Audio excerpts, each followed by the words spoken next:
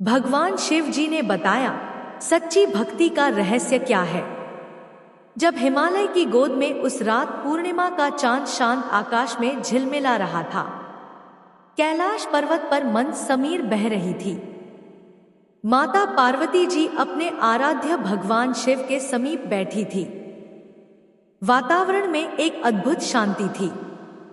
उन्होंने धीरे से भोलेनाथ से कहा, स्वामी, संसार में अनगिनत लोग आपको प्रसन्न करने के लिए विविध साधन अपनाते हैं।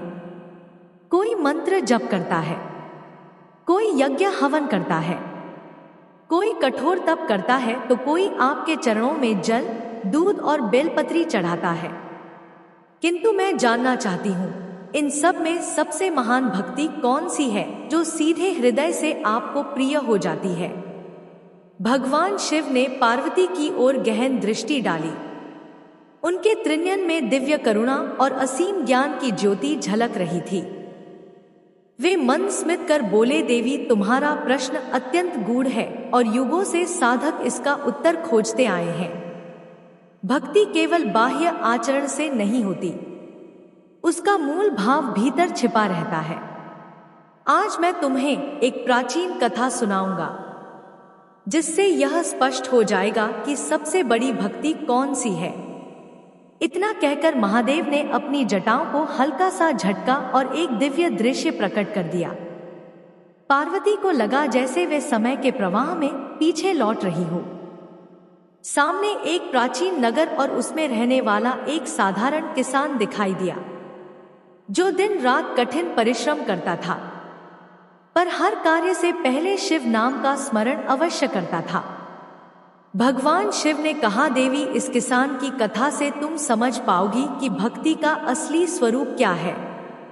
उस प्राचीन नगर का नाम था कृपालपुर। यहाँ के लोग साधारण जीवन जीते थे, खेतीबाड़ी करते और आपस में भाईचारे से रहते। उसी नगर में एक किसान रहता था जिसका नाम था धनंजय।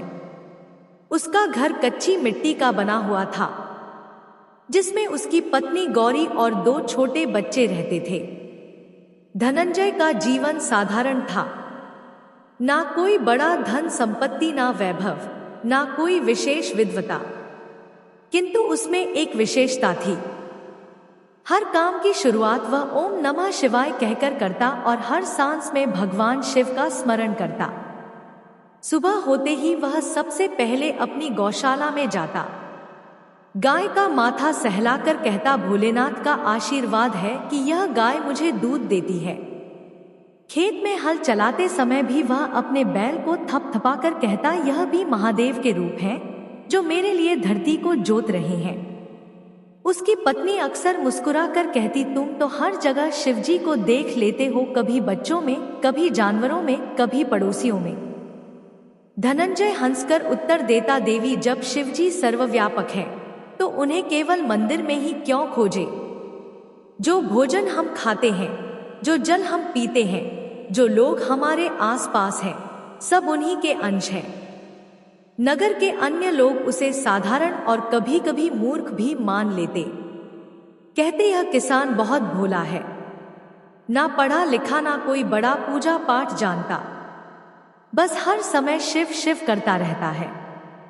किंतु देवताओं की दृष्टि में धनंजय की यह भक्ति अनोखी थी। वह ना तो शास्त्रों के कठिन मंत्र जानता था, ना हवन कुंड में आहुति देता, ना किसी बड़े यज्ञ का आयोजन करता। उसकी भक्ति का आधार केवल निर्मल हृदय और निस्वार्थ सेवा थी। एक दिन नगर में शिवरात्रि का पर्व आया। नगरवासी सब मिलकर मंदिर में भव्य आयोजन करने लगे। कहीं ढोल नगाड़े बज रहे थे, कहीं लोग दूध, दही, बेलपत्र एकत्र कर रहे थे। बड़े बड़े पंडित और व्यापारी आकर अपनी हैसियत के अनुसार चढ़ावा चढ़ाने लगे। मंदिर में सोने चांदी के आभूषण तक अर्पित किए गए। धनंजय के पास तो इतना कुछ नहीं था। उसने सोचा, मेरे पास तो बस यह थोड़ी सी खेती और घर में रखा दूध है, मैं इससे बढ़कर क्या चढ़ा सकता हूं भोलेनाथ को। उस रात उसने मन में निश्चय किया। वह अपने खेत में गया, वहां से सबसे सुंदर और ताजा अन्न के दाने चुने। अपनी गाय का दूध निकाला और एक मिट्टी के घड़े में भर लिया। रास्ते में चलते हुए उसने मन ही मन बार बार ओम नमः शिवाय का जप किया। मंदिर पहुंचा तो वहां भारी भीड़ थी। लोग भव्य वस्त्रों में, हाथों में फूल मालाएं, चांदी की थालियां और कीमती उपहार लिए खड़े थे। उनकी चमकदमक में धनंजय का मिट्टी का घड़ा और चुटकी भर अन्न बहुत छोटा लग रहा था। लोग उसका मजाक उड़ाने लगे। अरे देखो, किसान आया है मिट्टी के घड़े में दूध और मुट्ठी भर अन्न लेकर। क्या भोलेनाथ ऐसे गरीब चढ़ावे से प्रसन्न होंगे? धनंजय मुस्कुराया और बोला, भाइयों, मेरे पास जितना था उतना ही लाया हूं। मैं दिल से लाया हूं। यही मेरी पूजा है। वह सीधे शिवलिंग के पास पहुंचा और घुटनों के बल बैठ गया। उसने आंखें बंद कर ली और मिट्टी का घड़ा दोनों हाथों से उठाकर धीरे धीरे शिवलिंग पर उड़ेलने लगा। उस क्षण मंदिर का वातावरण बदल गया। अचानक हवा में एक अद्भुत सुगंध फैल गई। घंटों की ध्वनि अपने आप गूंजने लगी और लोगों को लगा जैसे स्वयं महादेव शिवलिंग से प्रसन्न होकर मुस्कुरा रहे हो। पंडितों और धनी लोगों ने आश्चर्य से देखा कि उनके सोने चांदी के चढ़ावे फीके पड़ गए, किंतु उस मिट्टी के घड़े का दूध दिव्य प्रकाश में बदल गया।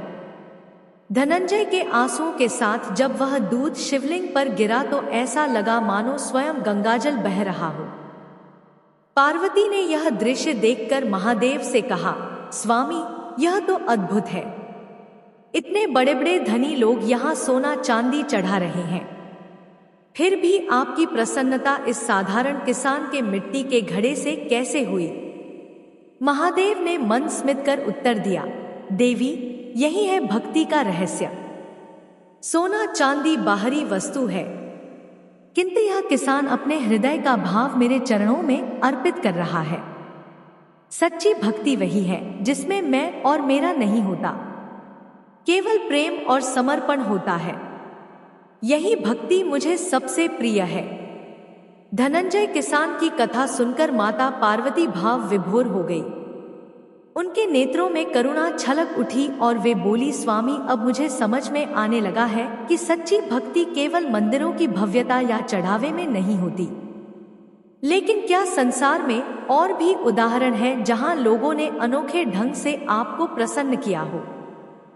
महादेव मुस्कुराए और बोले, देवी, इस संसार में अनगिनत भक्त हैं, पर हर एक की भक्ति का रूप अलग होता है। अब मैं तुम्हें एक ग्वाले बालक की कथा सुनाता हूं। उसका नाम था नंदू। यह कथा तुम्हें दिखाएगी कि सरलता और निष्कपट प्रेम भी कितने महान होते हैं। नंदू एक छोटे से गांव का बालक था। उसका पिता पशुपालक था और उसका काम रोज सुबह गायों को चराने ले जाना था। नंदू दिन भर गायों के साथ जंगल और चरागाहों में घूमता, बांसुरी बजाता और भोलेनाथ का नाम गुनगुनाता। वह ना तो मंत्र जानता था ना शास्त्र पढ़े थे। उसकी दुनिया बस गाय, उसकी बांसुरी और भगवान शिव थे। हर शाम वह जंगल से लौटते समय एक बात जरूर करता। अपने साथियों को कहता, चलो आज भोले बाबा को दूध पिलाते हैं। सभी हंसकर कहते, नंदू, शिवजी यहाँ कहाँ है?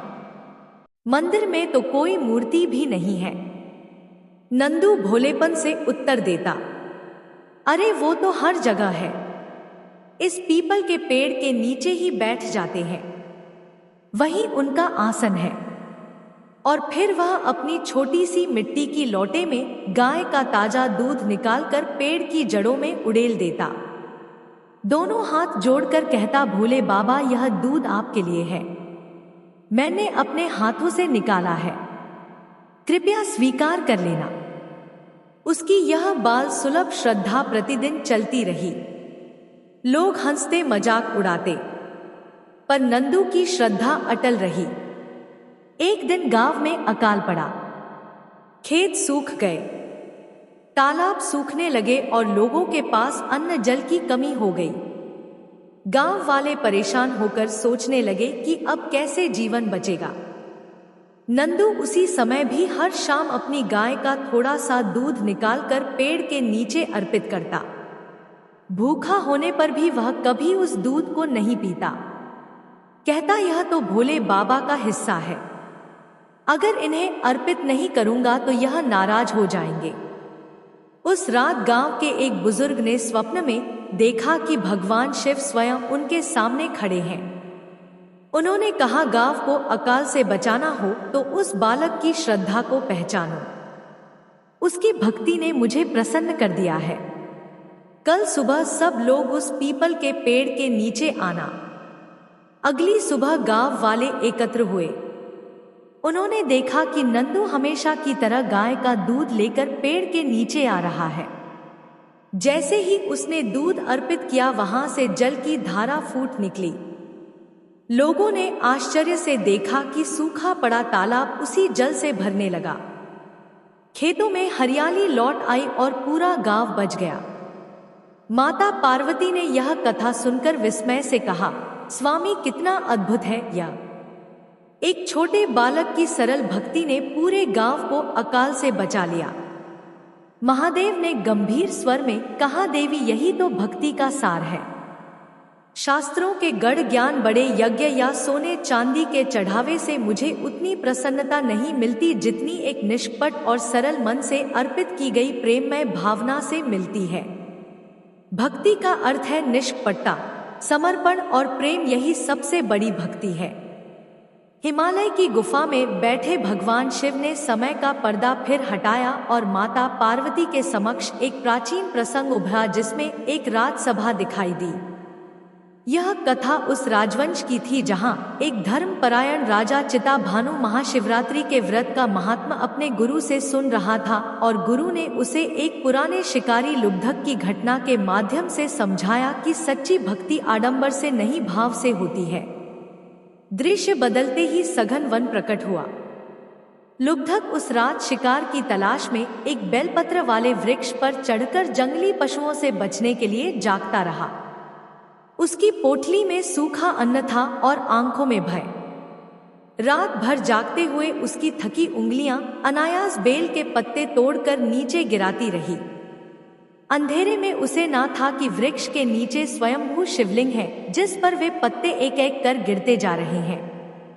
प्यास लगी तो घड़े से टप टप गिरता जल भी लिंग पर ही झड़ता रहा। प्रहर बदलते गए।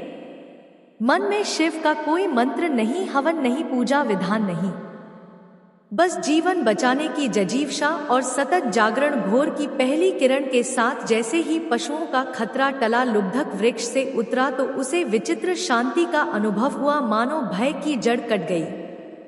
नियति ने उसी दिन उसके अंतःकरण को बदल दिया और वह हिंसा का मार्ग छोड़कर जीवों के प्रति करुणा से भर गया। शिवलिंग पर गिरे बेलपत्र और जल का कोई बाहरी अर्थ उसके लिए ना था, पर भीतर जो जागरण हुआ वही वास्तविक उपवास और उपासना बनी। भगवान शिव ने पार्वती से कहा कि लुब्धक की कथित पूजा में रीति भले ना थी, किंतु अनजाने में भी जो निरंतरता, जागरण और अंततः अहिंसा का भाव उत्पन्न हुआ वही भक्ति की गढ़ता है। क्योंकि भक्ति का मर्म है चित्त की सजगता, हिंसा से विरक्ति और सत्य के प्रति जागना। इसलिए मैंने उस अनगढ़ अनभ्यस्त हृदय को भी स्वीकार किया।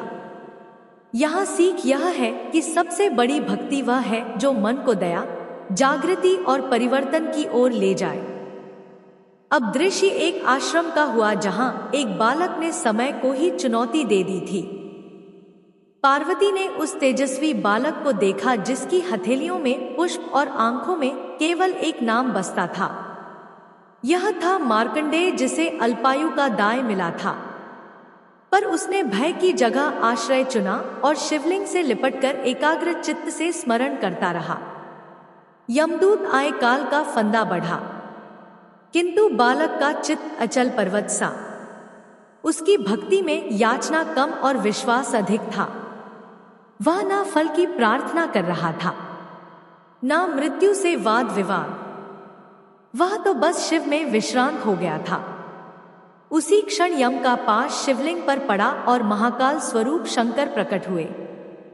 कथा का मूल यही कि जब भक्ति भय को भंग कर देती है और साधक का भरोसा ईश्वर में श्वास की भांति निरंतर हो जाता है, तब भक्ति केवल पूजा नहीं रहती, वह अस्तित्व की सहज धारा बन जाती है। मार्कंडेय की भक्ति का सार यह था कि वह संकट के क्षण में भी डगमगाया नहीं। उसकी भक्ति अनन्य और निष्काम थी, बिना सौदेबाजी के समर्पण, नाटक नहीं, विलाप नहीं, बस निजदेव में तादात्म्य। भगवान शिव ने पार्वती से कहा कि ऐसी भक्ति काल सर्प के पन पर भी कमल रख देती है, क्योंकि यह भक्ति किसी सिद्धि का साधन नहीं बल्कि सत्य में टिक जाने का नाम है। जो भक्ति भय को मिटा दे और धर्म में स्थिर कर दे, वही पराभक्ति की सीढ़ी है। अगला प्रसंग एक ऋषि शिलाद और उनके पुत्र नंदी का था। शिलाद ने तब से संकल्प पाया था कि उन्हें ऐसा पुत्र मिले जो मृत्यु भय से परे हो। नंदी उसी वरदान का फल था। बचपन से उसका चित्त शिव में रमा। वह गौशाला में सेवा करता, गोधूली में आकाश की ओर देखकर शिव नाम जपता। उसकी भक्ति का स्वरूप कर्म में था। वह वेद पाठी नहीं था, किंतु विनय उसका आभूषण। एक दिन देवताओं ने संकेत दिया कि नंदी की आयु सीमित है, तो भी नंदी के चेहरे पर भय न आया। उसने कहा कि जो श्वास मुझे शिव ने दिया है वही श्वास शिव को समर्पित रहेगा। यही कहकर उसने अपना जीवन नाव की तरह सेवा के जल पर छोड़ दिया। गौ सेवा, अतिथि सत्कार, वृक्षों की रक्षा, आश्रम का अनुशासन और हर कर्म के आरंभ में शिव स्मरण, उसके समर्पण से प्रसन्न होकर महादेव ने उसे अपना गणपति किया। नंदी का शिव द्वार पर स्थान सिर्फ मंत्रों से नहीं मिला था, वह उसे इसलिए मिला क्योंकि उसने हर कर्म को भक्ति बनाया। भगवान शिव ने कहा कि जब जीवन का श्रम, आजीविका का परिश्रम और परिवार का निर्वाह भी स्मरण भाव से जुड़ जाए तो वही कर्म योगी भक्ति बन जाता है। यह भक्ति मंदिर की चौखट से बाहर खेत, गौशाला, रसोई और मार्ग तक फैलती है और यही व्यापकता उसे महान बनाती है। दक्षिण दिशा की ओर सरकता दृश्य एक गहन वन का रूप लेने लगा। घने वृक्षों की छाया, पत्तों से छनकर आती हुई सूर्य की हल्की किरणें और पक्षियों का कलर उस वातावरण को जीवंत बना रहे थे। उसी वन में एक बंदर रहता था जिसका जीवन साधारण था। वह ना तो वेद शास्त्रों का जाता था, ना ही किसी बड़े अनुष्ठान या यज्ञ का पारखी। दिन भर शिकार करना और अपने परिवार का भरण पोषण करना ही उसकी दिनचर्या थी। समाज में कोई उसे संत या पंडित नहीं मानता था, लेकिन उसका हृदय अत्यंत सरल और निर्मल था। वंचारी की आदत थी कि जब भी उसे जंगल में विश्राम करना होता, वह एक स्थान पर बैठकर अपने मन में अनजाने ही भगवान शिव का स्मरण करता। उसे शास्त्रीय विधियां नहीं आती थी, ना ही पूजा पाठ के नियमों की जानकारी थी, लेकिन उसका हृदय कहता था कि कहीं कोई दिव्य शक्ति है जो उसकी सुनती है, जो सच्चे भाव को पहचान लेती है। एक दिन शिकार करते करते वह गहरे जंगल में पहुंच गया। संध्या ढल चुकी थी और भयावह अंधकार फैल रहा था। शेर भालुओं से भरे उस जंगल में उसे सुरक्षा का स्थान चाहिए था। तलाशते तलाशते वह एक बेलपत्र वाले वृक्ष पर चढ़ गया। उसने मन को स्थिर करने के लिए ऊपर बैठे बैठे अपने पास रखे जल को हथेलियों में भरकर नीचे उंडेलना शुरू कर दिया। उसे क्या पता था कि वृक्ष के नीचे एक स्वयंभू शिवलिंग प्रतिष्ठित है। उसके द्वारा डाला गया जल सीधे उसी शिवलिंग पर गिर रहा था। रात गहराती गई। समय काटने के लिए वह वृक्ष की डालियों से बेलपत्र तोड़कर नीचे फेंकने लगा। उसके मन में कोई पूजा की भावना नहीं थी, पर यह सब अनजाने में एक दिव्य पूजा का रूप ले रहा था। बेलपत्र शिवलिंग पर गिर रहे थे, जलधारा प्रवाह बह रहा था और वंचारी का अनजाना जागरण महाशिवरात्रि व्रत जैसा बन गया। इसी बीच उसका ध्यान टूटा। उसने देखा कि शिवलिंग से रक्त की धारा बह रही है। उसकी आंखें विस्मय से फैल गई। उसने सोचा है भगवान कहीं यह मेरी गलती से तो नहीं हुआ, मैंने अपने हाथों से कुछ गलत तो नहीं कर दिया। उसके अंतःकरण में इतनी सच्चाई और श्रद्धा थी कि बिना सोचे विचारे उसने निश्चय किया, यदि प्रभु को मेरे नेत्रों की आवश्यकता है तो मैं उन्हें अर्पित कर दूंगा। उसने एक नेत्र अपनी उंगली से निकालकर शिवलिंग पर रख दिया। तत्क्षण रक्त की धारा थम गई, पर थोड़ी देर बाद फिर वही दृश्य प्रकट हुआ। वंचारी ने निश्चय किया कि अब दूसरा नेत्र भी अर्पित कर देगा। उसने एक तिनका लिया और अपने माथे पर चिन्ह बनाकर निशान लगाया, ताकि अंधे होने पर भी उसे पता रहे कि दूसरा नेत्र कहाँ अर्पित करना है। जैसे ही वह यह करने को अग्रसर हुआ, उसी क्षण धरती कांप उठी, आकाश गूंज उठा और भगवान महादेव साक्षात प्रकट हो गए। भोलेनाथ ने वंचारी को अपने हाथों से रोक लिया और बोले, वत्स, तुम्हारी भक्ति ने मुझे अत्यंत प्रसन्न कर दिया।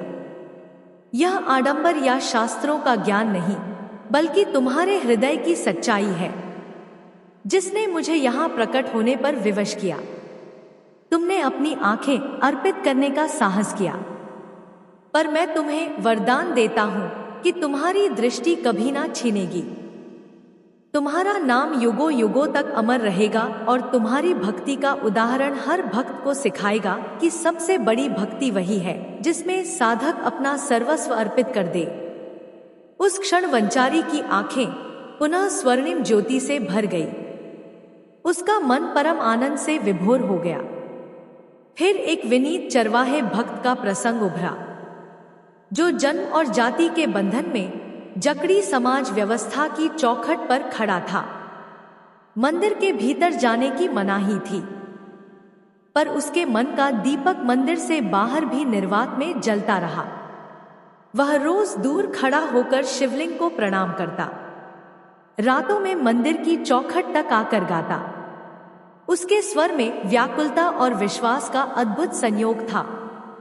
एक दिन उसके मार्ग में स्वयं नंदी की मूर्ति आ खड़ी हुई, जो परंपरा में शिव दर्शन की दिशा में अग्रस्त होती है। कथा कहती है कि उसकी विनय और प्रतीक्षा से स्वयं नंदी थोड़ी हटन में आए, ताकि उस विनीत को साक्षात दर्शन मिल सके। यह संकेत था कि ईश्वर की दृष्टि में ऊंच नीच की सीमाएं नहीं, वे हृदय की पात्रता देखते हैं। उसका जीवन कर्म से भरा था।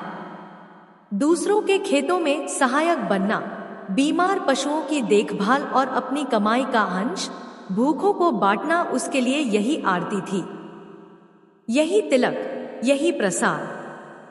भगवान शिव ने पार्वती से कहा कि सबसे बड़ी भक्ति वही है जो समाज की कठोर दीवारों में भी करुणा का झरोखा खोल दे, जो अपने लिए नहीं दूसरे के लिए रोशनी बन जाए।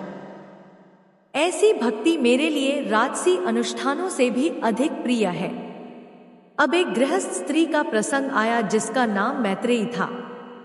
उसका घर साधारण पर अनुशासित। प्रातः वह तुलसी को जल देती, रसोई में पहले एक रोटी गौ माता के लिए, एक कुत्ते के लिए, एक कौवों के लिए अलग रखती।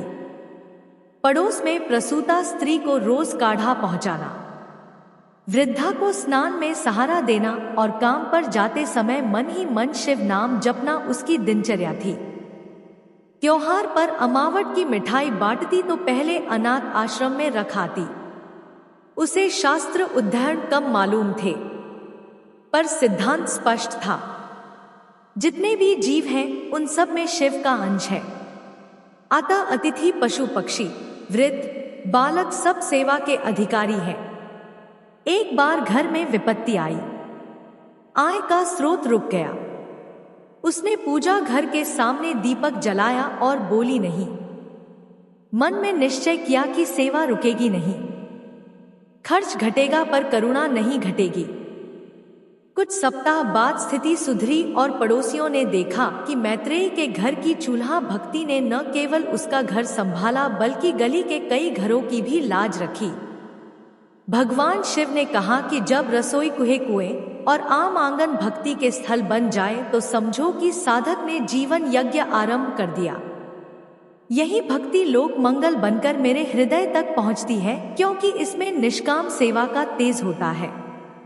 इन प्रसंगों के पश्चात भगवान शिव ने चरणों के पास बिखरे फूल समेटते हुए माता पार्वती के मन में उठते सूक्ष्म प्रश्न का उत्तर स्वयं दिया कि भक्ति का बाहरी वैभव महत्वहीन नहीं, पर वह तब तक पूर्ण नहीं जब तक भीतर प्रेम, दया, सत्य और अहिंसा का स्थिर आधार ना हो।